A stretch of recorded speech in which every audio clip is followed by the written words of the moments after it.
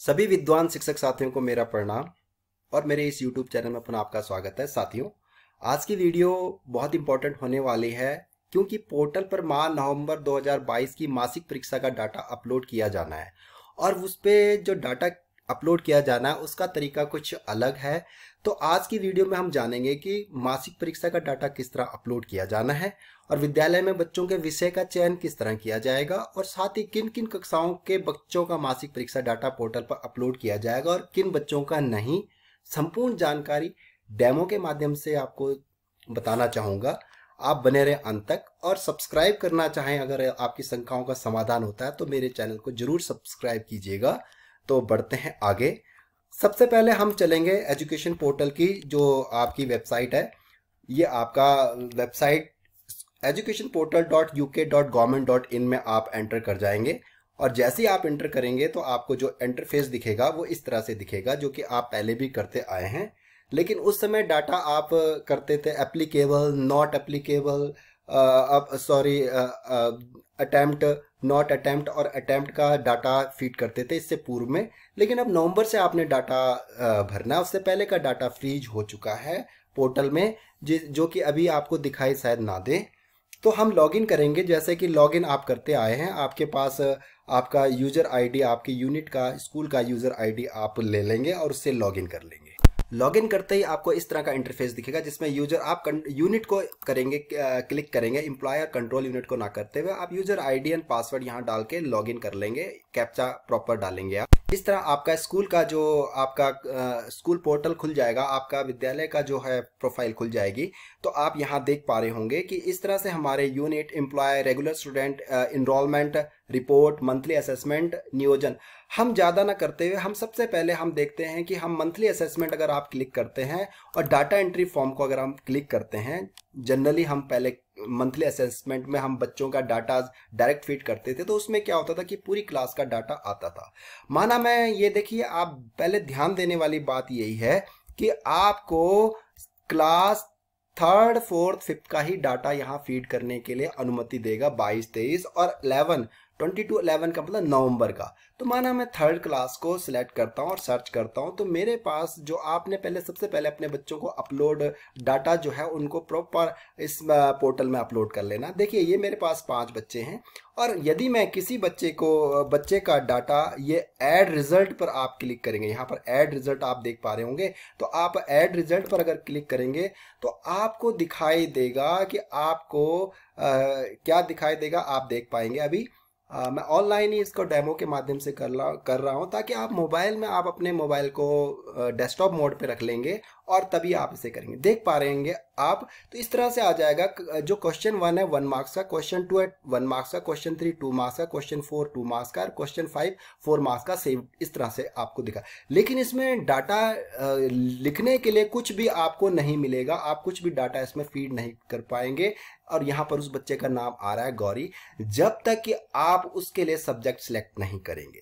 तो subject select करने के लिए, इस बच्चे के सब्जेक्ट सिलेक्ट करने के लिए आप जाएंगे इनरोलमेंट 1 एट ए सेशन में। आप देख पा रहे होंगे यह सबसे लेफ्ट साइड में आपको मैं फिर जूम करके दिखा देता हूँ। Enrolment once in a session, subject enrolment class wise. आप इसको क्लिक करेंगे और सबसे पहले बच्चों को subject wise, class wise enrol करेंगे। तो इस तरह से आपको देख पा रहा होगा कि इनरोलमेंट, एनुअल सब्जेक्ट इनरोलमेंट। अब हम क्लास देखो, इसमें भी सब्जेक्ट जो इनरोल होंगे 3rd, 4th, 5th का ही होगा। इसका मतलब जाहिर सी बात है, हमारे जो 3rd टू ऑनवर्ड जो पहले जैसे चलता था, सबसे छोटी क्लास 3rd और 4th और 5th और उसके बाद ऑनवर्ड 12th तक आपके इस तरह से आपको दिखाई देंगे। अगर माध्यमिक है तो बड़ी क्लासेस दिखाई देंगे। हम 3rd का बच्चे को सिलेक्ट करते हैं तो हमें 3rd में हम कौन कौन से सब्जेक्ट सिलेक्ट करें। तो इंग्लिश है तो या ऐड करना है तो ये इंग्लिश यहाँ आ जाएगा। हिंदी ऐड करना है तो हिंदी दूसरे खाने में आ जाएगा। Math, environmental science add environmental, maths add maths हो जाएगा और संस्कृत ऐड संस्कृत हो जाएगा। अगर उर्दू है आपके विद्यालय में तो आप उर्दू उसको सबमिट कर लेंगे और आप सबमिट कर लेंगे। तो तीसरी कक्षा का जो डाटा है वो आपने 5 सब्जेक्ट इनको सिलेक्ट कर ले हैं, तो 5 सब्जेक्ट कक्षा 3 के डाटा में फ्रीज हो जाएंगे। आप इसे ओके कर देंगे और ये आपका डाटा फीड हो गया है कक्षा 3 के लिए। तो हम वापस चलते हैं थोड़ा, ये आपका हुआ। अब हम देखते हैं कि monthly assessment data entry form देखते हैं किसी बच्चे का। तो डाटा एंट्री फॉर्म में मैं क्लिक करता हूं मंथली असेसमेंट में और किसी बच्चे को मैं यहां से सिलेक्ट करता हूं। आप देख पा रहे होंगे अभी भी यही फॉर्मेट आपको दिखाई दे रहा है। तो हम क्या करेंगे, इसके बाद आप स्टूडेंट सब्जेक्ट इनरोलमेंट जो है किनारे पे आपको दिख पा रहा है लेफ्ट हैंड साइड में, इसको स्टूडेंट सब्जेक्ट इनरोलमेंट में आप क्लिक करेंगे और आपको इस तरह से जो आपको दिखाई देने लगेगा क्लास फर्स्ट सेकंड थर्ड। आप फर्स्ट सेकंड को ना सिलेक्ट करें, वो मैं बताऊंगा क्यों ना करें, क्योंकि इसमें आप सब्जेक्ट सिलेक्ट का ऑप्शन नहीं आ रहा है। तो देखिए मैं इसमें ऐड कर रहा हूं, इसमें गौरी को, ये दूसरा बच्चा है, मैं इसको ऐड कर रहा हूं, इसका सब्जेक्ट को ऐड कर रहा हूं। तो मैंने गौरी के रिकॉर्ड को सब्जेक्ट को ऐड किया, सब्जेक्ट स्टेटस को मैंने ऐड किया। तो अब देखिए आपको क्या दिखाई देने लगेगा।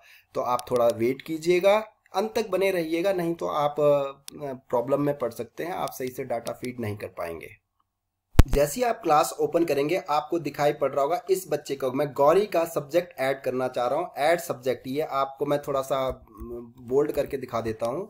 ऐड सब्जेक्ट में ये देखिए इस तरह से ये ऐड सब्जेक्ट आपको दिखाई देगा। यहाँ पर आप ऐड करेंगे सब्जेक्ट को, क्योंकि मैंने एक रिकॉर्ड ऐड कर लिया है तो आप देख पाएंगे। तो ये आपका इस बच्ची का जो रिकॉर्ड है वो खुल जाएगा। आपका कौन सी बच्ची है, कक्षा थर्ड में है ये बच्ची और ये गौरी है। ये आपका डाटा इसके, क्योंकि अब मैंने फीड कर रखा है। तो इंग्लिश को ऐड करेंगे, इन्वायरमेंट साइंस को ऐड करेंगे, मैथ्स को ऐड करेंगे, संस्कृत को ऐड करेंगे और हिंदी को भी ऐड कर लेंगे। इस तरह अगर आप गलती कर चुके हैं तो रीसेट कर लीजिए, कोई बात नहीं, इसे रीसेट करके आप इसको चेंज कर सकते हैं। अगर आपके उर्दू है तो उर्दू को भी आप चेंज आप इसमें डाल सकते हैं। और रिमूव करना तो जैसे मैं संस्कृत को रिमूव इस तरह से रिमूव कर सकते हैं और इस तरह से ऐड कर सकते हैं और इसे सबमिट कर देंगे। अब इस बच्ची का डाटा जो है इस 5 सब्जेक्ट में इसने पेपर दिया है तो इसका डाटा सब्जेक्ट वाइज सिलेक्ट हो चुका है।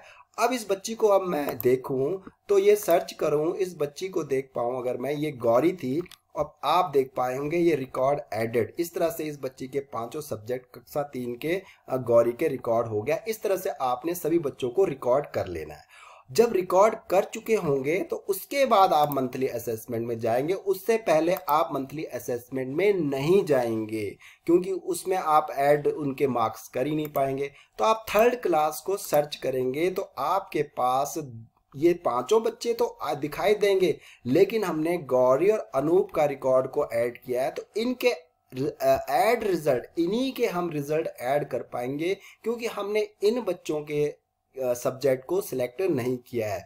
तो हम ऐड रिजल्ट को क्लिक करते हुए इन बच्चों को देख पाएंगे। इस तरह से आपको दिखाई देगा प्लेटफॉर्म, आप बहुत अच्छे से देख लेंगे। प्रेजेंट है, अगर प्रेजेंट नहीं है तो वो एब्सेंट ऑटोमेटिकली हो जाएगा और वो डाटा आपने सेव करना। माना पहले क्वेश्चन में इसका 1 मार्क्स है, दूसरे क्वेश्चन में 0.5 मार्क्स, हाफ मार्क्स भी आप रख सकते हैं, पौना मार्क्स भी रख सकते हैं, 3/4 मार्क्स भी रख सकते हैं। इससे कोई घबराने वाली बात नहीं है। इस तरह से आप इस मार्क्स को ऐड 1 मार्क्स और 4th क्वेश्चन में माना इसके 3 मार्क्स है और इस तरह से इसका डाटा एक एक करके आप सब्जेक्ट को सेव कर लेंगे और ये टोटल आपका 7.5 आ जाएगा। अगर इसे डिलीट करना तो आप यहाँ डिलीट कर लेंगे। इस तरह से आपका अब प्रीव्यू देखना तो ये प्रीव्यू आप देख पा रहे होंगे, यहीं पर प्रीव्यू देख पा रहे होंगे। इस तरह से आप इसका प्रीव्यू भी देख लेंगे।